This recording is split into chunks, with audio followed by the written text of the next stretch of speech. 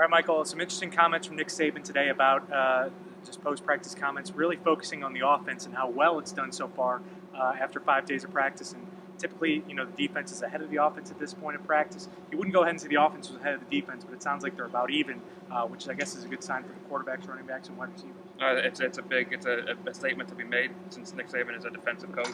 He coaches the cornerbacks and usually is defending the defense more than anything. So that was one thing we asked Charleston Fowler about. He said maybe it was a little bit closer to even, and there might be a reason for the offense doing well because they have the time in the summer to do the individual workouts. It's more offensive oriented than defense. So there's maybe something behind it. And the way Saban works, anytime he's asked about one of the quarterbacks, he ends up talking about the entire group.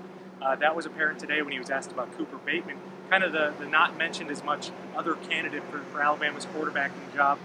Really said he likes his athleticism, wants him to be more consistent, but in general, Alabama's quarterbacks, all 5 of them, are performing pretty well. And really, the answer boiled down to, if Alabama can get good play out of its quarterback, the entire offense in general, it can be very, very good. Oh, yeah, you're right. And then you talk about Cooper Bateman, who said the consistency, technique, maybe a little bit of work on that, but he's impressed. He's improved quite a bit.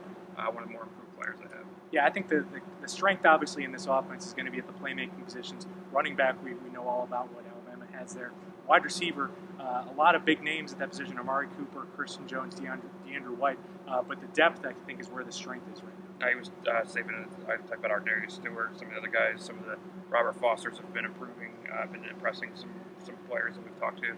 I've mentioned him, and his leaping ability is something that's something to be noted. Yeah, and I think, again, more tight end talk as well. O.J. Howard can catch passes. He's learning to block more. And really, I think the offensive line play has been steady, and they've been very good in pass protection last year, and then the strength is going to be getting better in the running game as well. Yeah, his blocking is improving, and that's something that he said he's needed to do. All right, well, Alabama will be back on the practice field Wednesday for its first 2-a-day of the season. Thursday, we'll hear from Nick Saban again.